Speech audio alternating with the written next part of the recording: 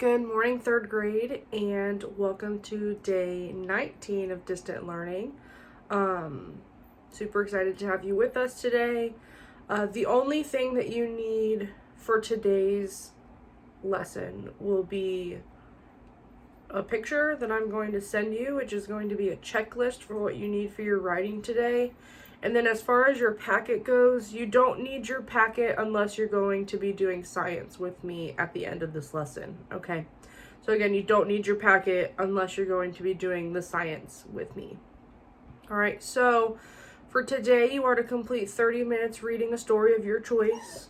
Murphy, relax. I know, it's so exciting. Relax. You'll be reading 30 minutes of a story of your choice. And then also we're going to begin writing our narrative story, our creative story today. Okay. Now, I don't want you writing the entire story.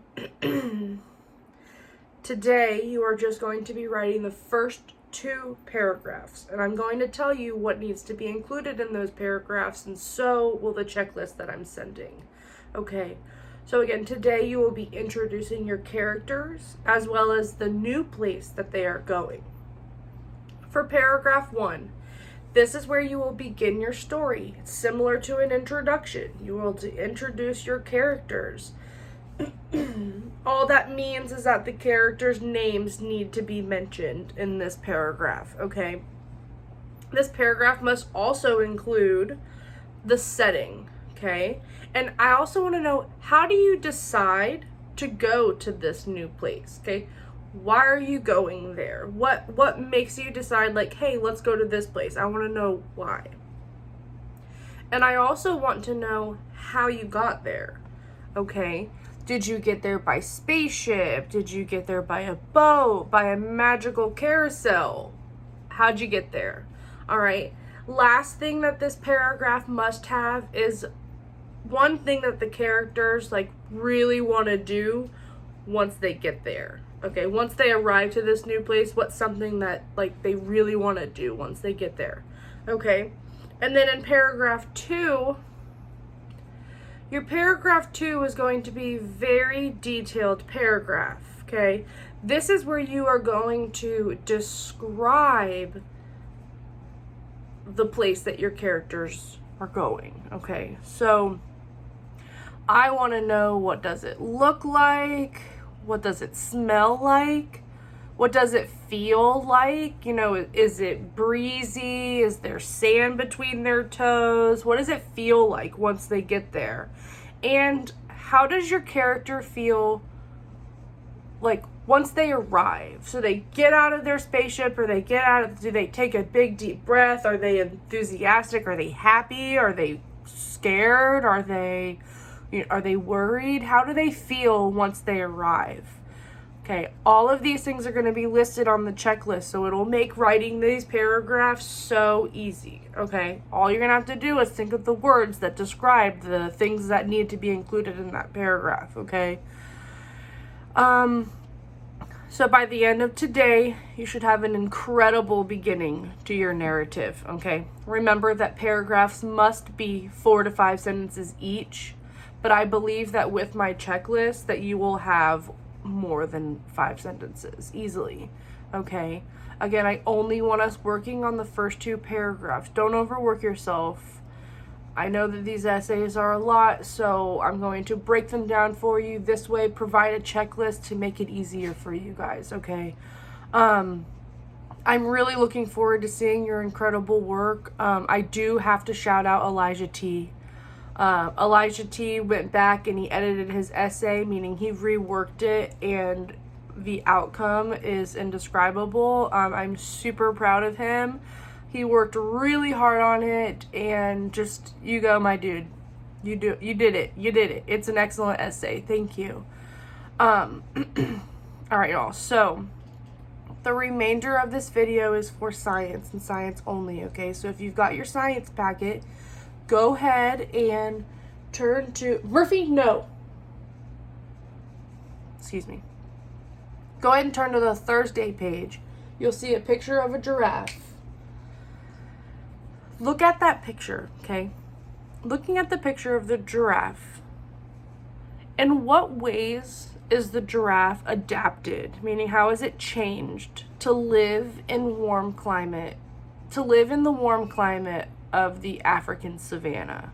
Okay, so in what ways has it adapted so that it is capable of living in the warm climate of the African savanna? I have no idea why the light is any different today than it has been. I'm sorry. And I also want to know, what do you wonder about the giraffe? What do you wonder by looking at him? When I see giraffes, I think they look pretty funny. Like, they don't look like your average animal. I think that a unicorn would make more sense than a giraffe. Just body construction. The way that a unicorn is supposed to look, I feel like that looks like a real animal more so than a giraffe. But when you think about what a giraffe eats and how it gets its food, that makes their body proportion make more sense when you think about the things that they have to use their body for in their living environments. Okay, so looking at the picture, what ways is the giraffe adapted to live in the warm climate? And what do you wonder about the giraffe? All right, go ahead and pause the video and get that done. And welcome back. So the next part of this lesson is designing for the seasons. This is an activity, okay?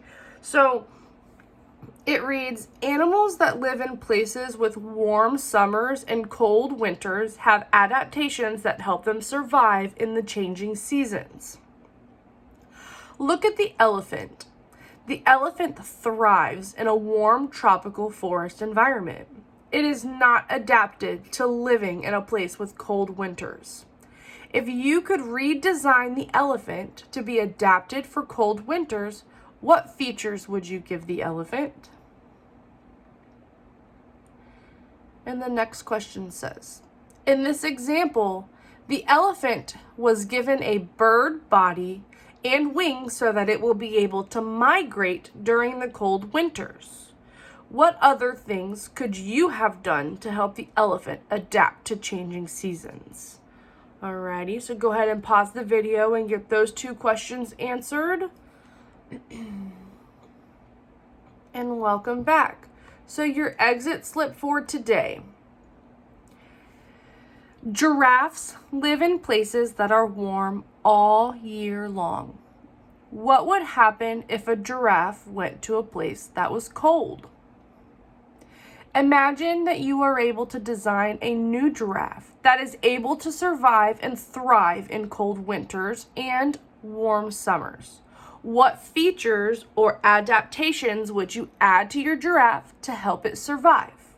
Draw your giraffe with its adaptations below. Describe how the changes will help the giraffe survive and thrive in cold winters and warm summers. You may not draw a coat on your giraffe.